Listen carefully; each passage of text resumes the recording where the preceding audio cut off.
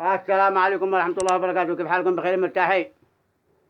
يا أيها المغتربين في الدول الإسلامية، الله يعينكم على الغربة ويفتح عليكم.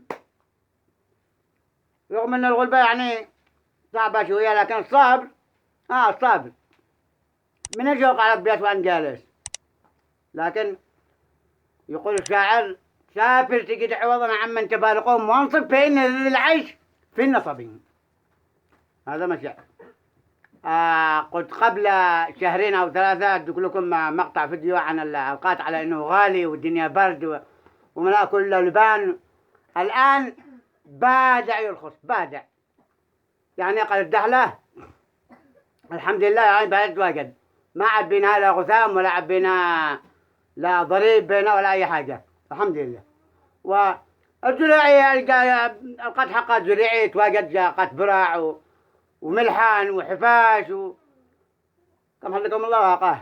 أهم حاجة روحوا أجرون. أيوة يعني اللي يروح بشعبان وبوت يروح برمضان يا ويله.